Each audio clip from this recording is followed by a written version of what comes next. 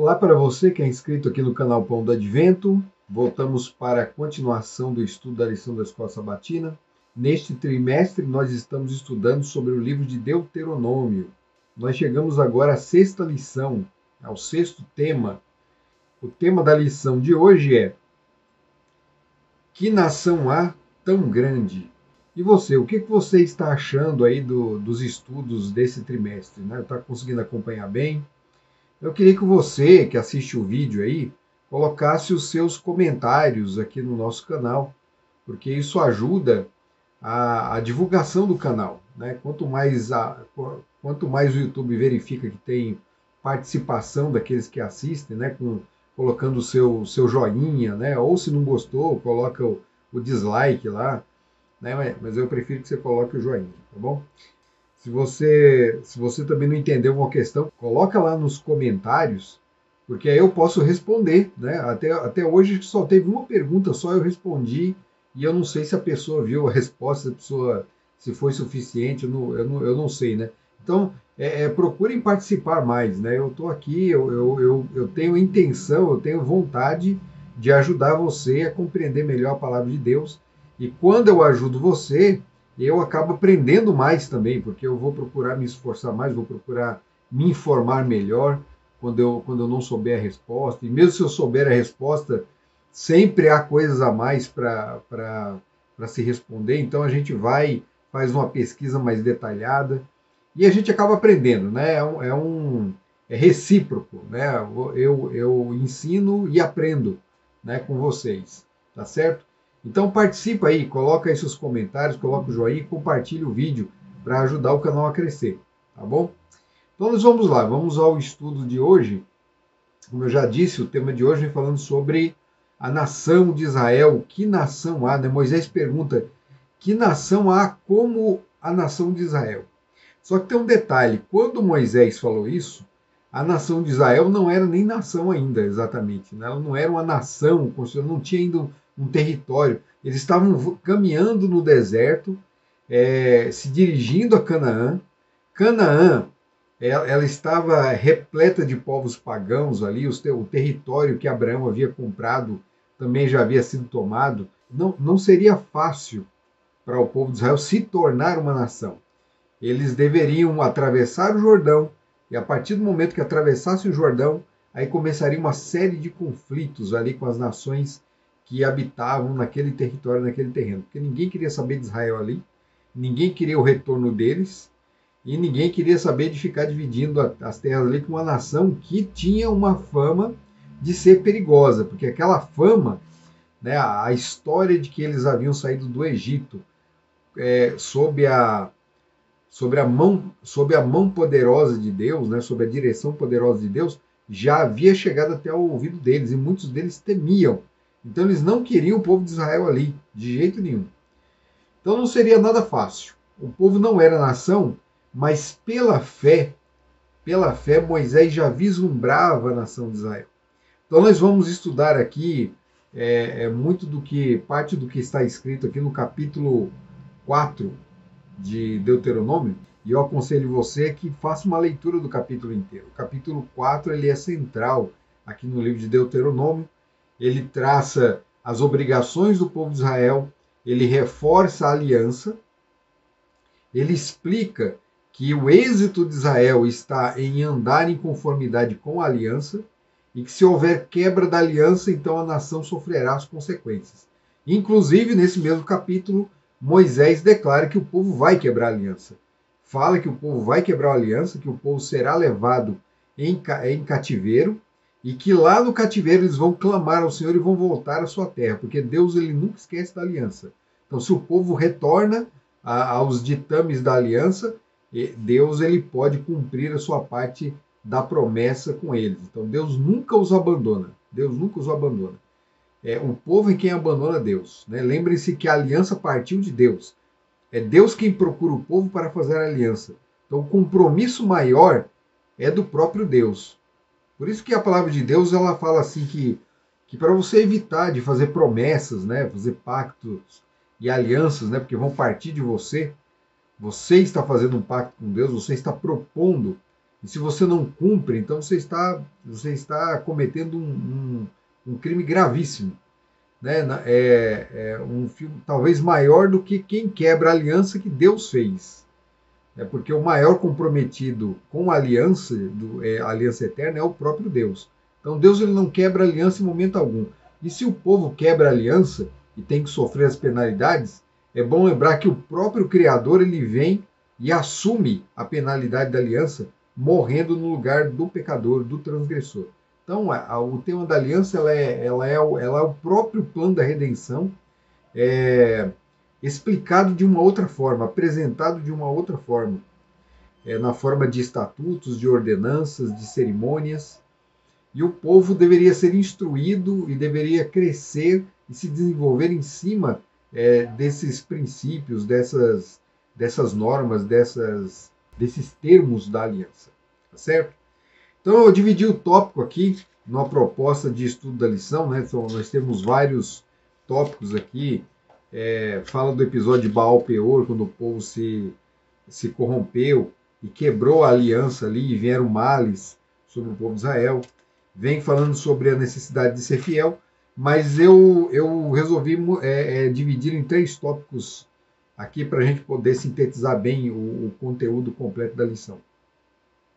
Nós vamos falar sobre a lei de Deus, porque o capítulo 4 ele insiste na lei de Deus, porque a lei de Deus é a própria aliança. A aliança consiste nas obrigações, né, nos deveres do homem para com Deus, e isso está expresso na forma dos mandamentos. Então, os mandamentos são os requerimentos de Deus nesse pacto, nessa aliança. Né? Por quê? Porque esses mandamentos? Esses mandamentos não partem de nenhuma arbitrariedade de Deus. Deus não é arbitrário. Deus não é um ditador. Na verdade, a lei de Deus é uma expressão, né, em palavras, em forma de mandamentos, é uma expressão do caráter do próprio Deus. A lei de Deus é o que ele é o que ele significa. Então, quando Deus coloca os seus mandamentos e apresenta e os dá aos homens como termos da sua aliança, ele está querendo dizer assim, olha, eu quero colocar esses princípios que existem em mim, essa parte essa minha natureza, não parte, essa minha natureza eu quero colocar em ti, porque você se afastou de mim no início, você era perfeito, eu queria você perfeito, com tudo aí, tudo bonitinho, né? Você já tinha esses princípios no coração, mas você se apartou de mim e perdeu. Agora eu quero colocar de novo no seu coração. Por isso que lá na lição passada nós estudamos que o coração do povo de Deus é que deve ser circuncidado, a circuncisão no coração, porque é aqui no coração que Deus deseja imprimir o seu caráter, a sua lei. Então o primeiro tópico é: a lei é perfeita. Nós vamos ler um texto aqui, um texto que é muito importante você guardar e memorizar bem, porque ele contém um princípio muito importante para você entender tudo na palavra de Deus. Então vamos ao texto. Tudo que eu te ordeno, observarás para fazer, nada lhe acrescentarás, nem diminuirás. Deuteronômio 12, 32. Tem uma passagem do Novo Testamento que ecoa, né, essas palavras aqui que nós encontramos em Deuteronômio. Então, olha, eu vou ler, presta bem atenção para a gente fazer um paralelo aqui. Porque eu testifico a todo aquele que ouvir as palavras da profecia deste livro que, se alguém lhes acrescentar alguma coisa, Deus fará vir sobre eles as pragas que estão escritas neste livro. E se alguém tirar quaisquer palavras do livro dessa profecia, Deus tirará a sua parte do livro da vida e da cidade santa, e das coisas que estão escritas neste livro. Então veja que o texto, né, embora pareça ser um pouco diferente um do outro, mas ele trata da mesma coisa. Nós em Deuteronômio encontramos dizendo, Deus falando ao povo, que nada deve ser acrescentado daquilo que Deus disse, daquilo que Deus instruiu, daquilo que Deus exigiu do povo, não deve ser acrescentado nada e não deve ser tirado nada. Em outras palavras, o que ele está querendo dizer? Olha, o que eu mandei, o que eu dei para vocês aqui está perfeito. É perfeito. Então a lei de Deus é perfeita. O apóstolo Paulo ele vai declarar assim que a lei é santa e o mandamento santo, justo e bom. Então, o próprio apóstolo Paulo ele declara a perfeição da lei de Deus. Ela é santa, justa e boa. Ou seja, ela é perfeita. Quando fala boa, Isso aqui também é um eco da própria criação. Quando Deus ele foi criando tudo, ele foi falando assim, ele viu que tudo era bom. E quando ele terminou todas as coisas, ele viu que era muito bom. Então, quando é dito que a lei de Deus é boa e a criação era perfeita, quando diz que a lei de Deus é boa, quer dizer também que ela é perfeita. Então, ela é santa, justa e boa. Ela é separada, né, por Deus e para Deus, para os propósitos divinos. E ela é justa, ou seja, ela não é. Ela visa o bem do ser humano, né, a edificação do ser humano. Ela visa a salvação do ser humano. E ela é boa, ou seja, ela é perfeita, ela não precisa ser melhorada, né? Recentemente nós estamos ouvindo da boca de alguns líderes religiosos aí a triste declaração de que a lei de Deus ela tem que ser que a palavra de Deus tem que ser atualizada. A palavra de Deus não tem que ser atualizada coisa nenhuma. A palavra de Deus ela é perfeita. Então a palavra de Deus, alguém pode falar assim, mas você está falando, Hermes, da lei de Deus. A lei de Deus é perfeita. Quando eu digo a lei de Deus, é a palavra de Deus toda, é a Bíblia toda. Né? Não existem só os 10 mandamentos ali, é toda a Bíblia, toda a palavra de Deus. Ela é inspirada por Deus e ela é apropriada para instruir, para redarguir, para colocar o homem no caminho certo, para ensinar os melhores princípios. Então, ela não precisa de atualização, não precisa de melhoramento. Quem precisa ser atualizado e quem precisa ser melhorado somos nós. E também esses líderes, que não sei por que perderam o sentido, a direção da palavra de Deus. Eu não sei o que acontece. Né? É uma coisa estranha, na verdade é uma coisa muito estranha. Mas, infelizmente, é uma realidade da nossa época, e isso estava previsto. Estava previsto que seria assim. Né? Então, veriam mestres e doutores que ensinariam segundo o seu coração, segundo os ditames da sua própria consciência, segundo os rudimentos desse mundo. E não é isso que a palavra de Deus pede. A palavra de Deus fala assim que não deve ser acrescentado nem tirado. Então, nós corremos esse grande risco. No livro de Apocalipse, vem falando da profecia. Né? Aí a gente pensa que isso se aplica apenas à palavra profética ali do Apocalipse. Mas o Apocalipse encerra muito mais do que está ali escrito, do que está ali fechado. O Apocalipse ele abrange a palavra de Deus inteira. É o livro que mais tem referências à palavra de Deus. Né? Existem muitos livros que são referências. Inclusive, essa passagem é uma referência, né, do próprio livro de Deuteronômio. Porque ali estão os termos da aliança. Se você acrescenta alguma coisa, se você tira, existe uma quebra da aliança. E aqui no Apocalipse, se você coloca e se você tira o que a profecia diz, existe uma quebra da aliança. Você não pode ser inscrito no livro da vida, você não entra em Canaã se você quebra ou se você acrescenta ou tira. Então tem que ser tudo feito de acordo com o que a palavra de Deus orientou, tudo de acordo com o que a palavra de Deus instruiu, a direção que ela deu. Você não pode ir nem para a direita nem para a esquerda. É sempre na direção apontada pela palavra de Deus, tá certo? Então prestem bem atenção e sigam esse princípio para não errar o caminho. Não errem o caminho. A palavra de Deus não tem que ser atualizada. A palavra de Deus ela é perfeita. Ela é pura, justa e boa. O tópico seguinte.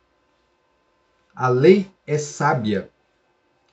Guardai-os, pois, né, os mandamentos, e cumpri-os, porque isso será a vossa sabedoria e o vosso entendimento perante os olhos dos povos, que ouvirão todos esses estatutos e dirão: este grande povo é nação sábia e entendida. Pois, que nação há tão grande que tenha deuses tão chegados como o Senhor nosso Deus, todas as vezes que o invocamos? E que nação há tão grande que tenha estatutos e juízos tão justos como toda esta lei que hoje põe perante vós? Deuteronômio 4, do 6 ao 8. Esse é o texto aqui central aqui do estudo da nossa lição. Que nação grande há que tem um Deus tão chegado, tão próximo? Né? Aqui está a fonte da sabedoria deste povo. Lembre-se que a sabedoria, segundo a palavra de Deus, é o temor do Senhor.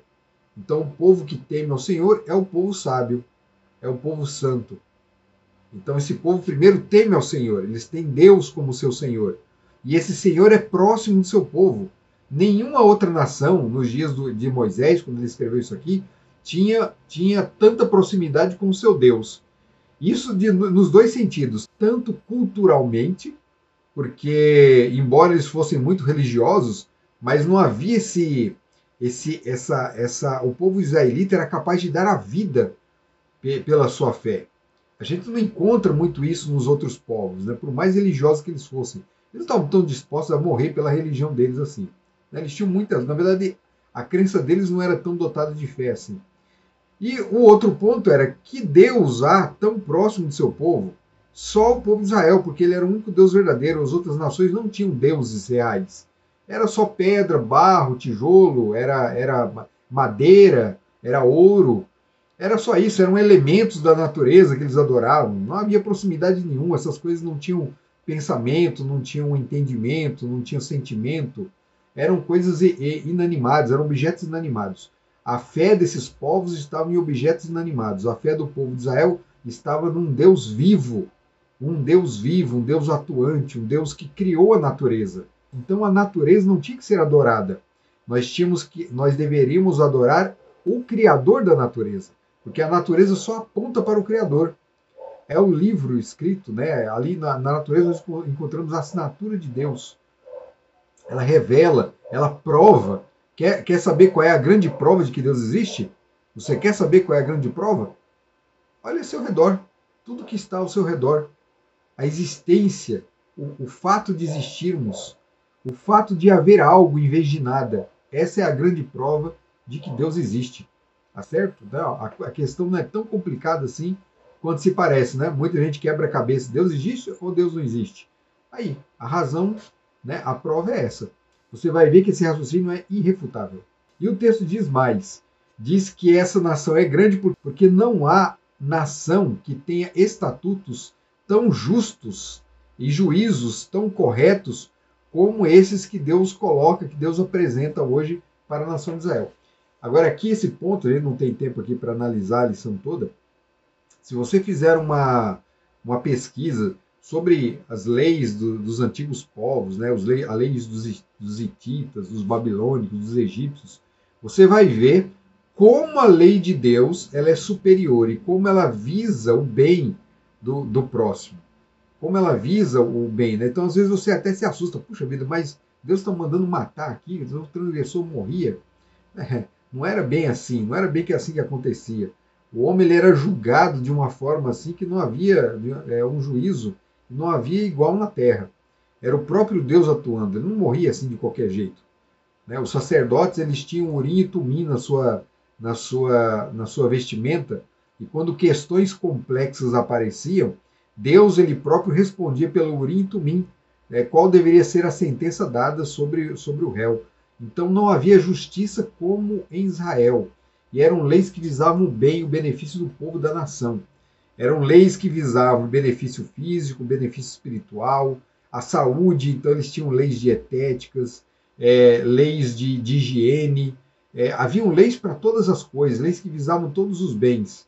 Né? Por exemplo, se o homem construía uma casa, ele tinha que colocar lá no alto da casa, se havia uma área no alto da casa, ele tinha que colocar um murinho lá, porque para evitar quedas, né, para acidentes. Então a lei visava todas as coisas. Se a casa estava mofada, então eles deveriam fazer um trabalho, era lei, era uma regra, eles tinham que fazer um trabalho ali para limpar aquela casa, e se não tivesse jeito, tinha que demolir e construir outra. Então o povo se juntava e ajudava aquele cidadão ali a reconstruir a sua casa, porque era uma casa que estava em péssimas condições. Então não poderia haver falta de higiene. Isso evitava as pestes, as pragas, né, males, né, para a saúde do povo. Então Deus olhava todas as coisas.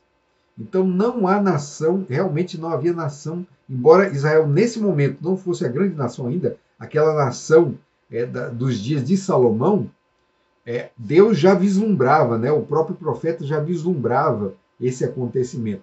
E tudo apoiava-se nos estatutos e juízos que vinham da parte de Deus. Então o povo era sábio se cumprisse esses mandamentos, viu? Não bastava ter os mandamentos, não. A sabedoria, na verdade, estava em cumprir os mandamentos. Lembra que eu disse que a sabedoria é temer ao Senhor. E nesse temor está implícito ali a obediência. Se você teme, você obedece. Então o povo deveria obedecer os estatutos, obedecer a aliança. Aí sim ele seria um povo e daria um grande testemunho às nações. Porque o objetivo de Deus também era esse. Esse era um dos principais. Israel tinha que dar um bom testemunho, porque as nações deveriam ser abençoadas por Israel. A luz que Israel tinha deveria chegar às outras nações. Tá certo? Vamos ao terceiro tópico. A lei é divina. Vedes aqui vos tenho ensinado estatutos e juízos, como me mandou o Senhor meu Deus, para que assim façais no meio da terra, a qual ides herdar. Deuteronômio 4:5. O povo de Israel ia herdar uma terra que estava repleta de pagãos, né? Homens que adoravam os seus deuses das formas mais hediondas, né, que se pode imaginar. Sacrificavam seus filhos, haviam cultos que eram verdadeiras orgias, né, com as sacerdotisas que eram prostitutas, né, e também com homens, né, havia todo tipo de imoralidade e todo tipo de desumanidade. E algumas nações eram também muito severas na sua forma de dominação, no trato dele para com seus servos, com seus escravos, né? Então Deus ele visava, né, ele pretendia colocar Israel ali no meio desse povo corrompido, para que ele fosse uma luz para esses povos aí. Então haveriam guerras e batalhas a princípio, haveriam, mas Deus venceria as batalhas para o povo de Israel. E depois disso, a luz do povo de Israel deveria incidir sobre todos aqueles que viviam ali naquela região, para que eles fossem beneficiados pela luz do Evangelho, pela salvação que vinha de Deus. Então, o plano de Deus era salvar as nações com quem Israel teria contato. E o plano de Deus com Israel era para que ele iluminasse a terra toda. Não era só Canaã, era a terra toda. Ali seria só o início. Só o início. Tá certo? E uma coisa que a gente tem que pensar, tem que entender que é a respeito dessa lei que é divina, né? Ela é divina porque ela vem de Deus. E aqui tá, o texto ele é bem claro, né? São estatutos e juízos que o Senhor meu Deus mandou. O Senhor Deus que deu. Então não foi nenhum legislador humano. Moisés, ele não era um legislador. Muita gente trata Moisés como um grande legislador. Ele não foi legislador. Moisés ele só apresentou a lei. Ele foi muito mais um intercessor ali entre Deus e o homem, mas não um legislador. O que ele fez foi somente apresentar a lei que Deus deu. Então a gente fala a lei de Moisés apenas para fins didáticos. A própria palavra de Deus, ela também trata assim, para lembrar que Deus tratou tudo, conversou tudo, acertou todos os termos da aliança com o seu servo Moisés, com o seu profeta, e Moisés, ele é ali o instrumento usado por Deus para esse fim, mas ele não é o legislador é Deus, a lei é de Deus. Então a gente fala lei de Moisés para fins didáticos, mas para fins práticos, reais, é a lei de Deus, ela vem de Deus, do Senhor. Então ela é uma lei divina, ela não é humana, ela está para além da compreensão humana. Então por isso que os 10 mandamentos, eles são entendidos como mandamentos apodíticos, né? O que vem a ser isso? O que vem a ser um mandamento, uma lei apodítica?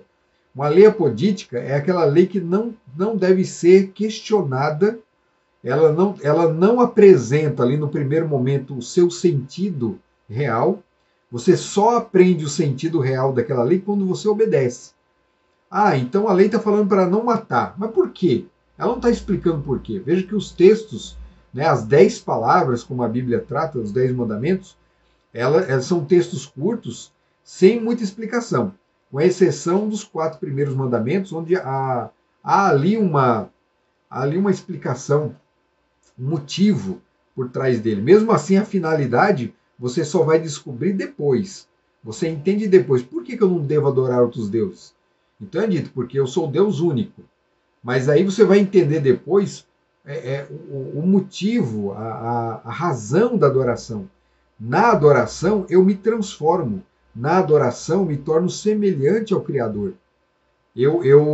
Deus consegue, por meio da adoração, incutir a sua natureza, né? no ser humano. O ser humano ele vai se transformando, o caráter do ser humano vai se transformando. Então a adoração ela é importantíssima, mas a princípio Deus ele não dá explicação nenhuma. Ele fala assim, olha, você vai adorar a mim. Não é para adorar outros deuses, não é para adorar no que há no céu em cima, nem na terra embaixo, nem debaixo da terra, não é para fazer imagem, é para honrar o meu nome, não é para desrespeitar o meu nome, é para guardar o sábado, por quê? Porque eu fiz o mundo em 6 dias e no 7º dia eu descansei. Então, a princípio, né, a regra do mandamento é, eu tenho que guardar porque Deus é o legislador, Deus é o criador de tudo e eu devo obedecê-lo. Mas aí, com o tempo, com a observância do mandamento, eu vou aprendendo por quê. Por que o sábado é importante para mim? Por que eu preciso de um descanso também? O que esse descanso me proporciona? E Jesus lá na frente vai declarar isso. Jesus vai falar assim, olha, o sábado foi feito por causa do homem, e não o homem por causa do sábado. Ou seja, o sábado foi feito para o benefício do homem. Deus exige o sábado porque ele descansou primeiro, porque existe um princípio na palavra de Deus, é que o homem deve imitar a Deus, é o imitatio Dei. Ele deve imitar a Deus para se tornar imagem de Deus. Imago Dei. Então ele deve imitar a Deus para se tornar Imago Dei, para se tornar a imagem de Deus como era no princípio. Entenderam? Então isso são coisas que nós vamos aprender depois que observamos o mandamento. Por que Deus age assim? Porque a questão é que o mandamento ele deve ser guardado pela fé.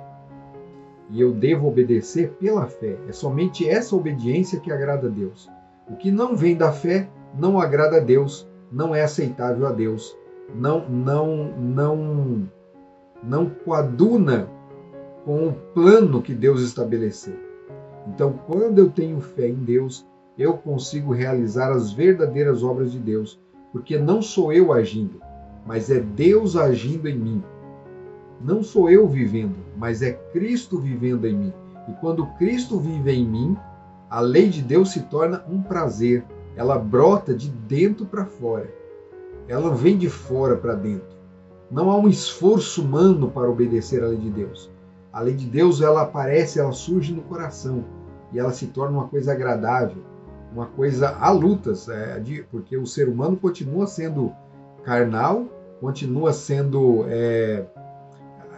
tendo sua natureza pecaminosa, e há um conflito agora entre essa natureza e a nova realidade, a realidade de fé que ele vive.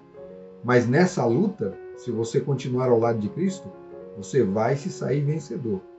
Porque a natureza de Cristo será colocada em você, será colocada em mim. E um dia, quando Jesus voltar nas nuvens dos céus, nós seremos transformados num abrir e fechar de olhos. Deixaremos de ter essa carne corruptível, ou seja, contaminada pelo pecado, e receberemos uma carne incorruptível.